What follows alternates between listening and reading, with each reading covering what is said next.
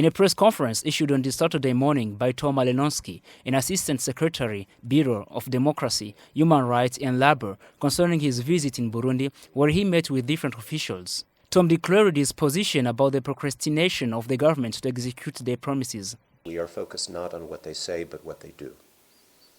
It is good that they make promises. Actions sometimes begin with promises, but the important thing is that they take the actions.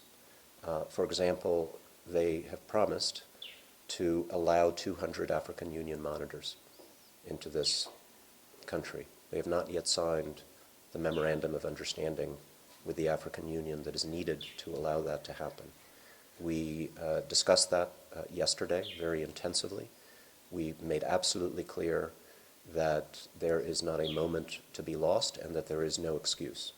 That MOU needs to be signed. Those monitors need to be here in this country now. If the government of Burundi doesn't take steps to implement what they have agreed with the international community, Burundi is running a big economic risk, testifies Tom. Sometimes it seems to us that the government is trying to run out the clock by delaying. But as I just suggested, the government may be running out its own clock because it is losing the support of the EU for its budget, for Amazon payments. The economy is getting worse. Tax revenues are drying up.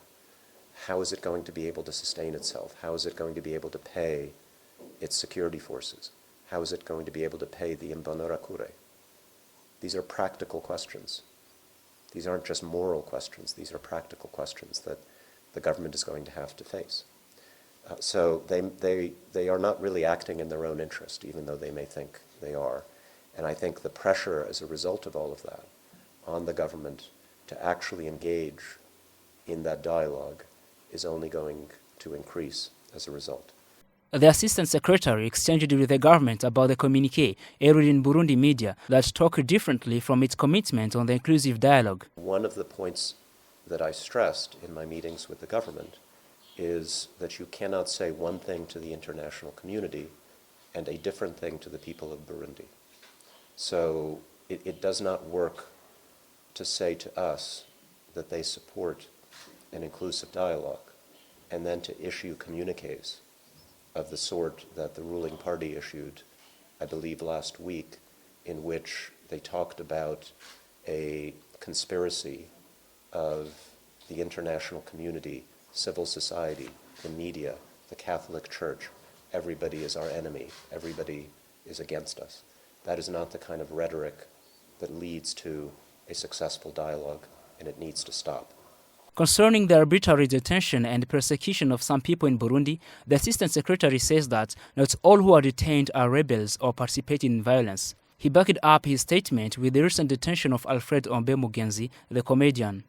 Their opinions peacefully.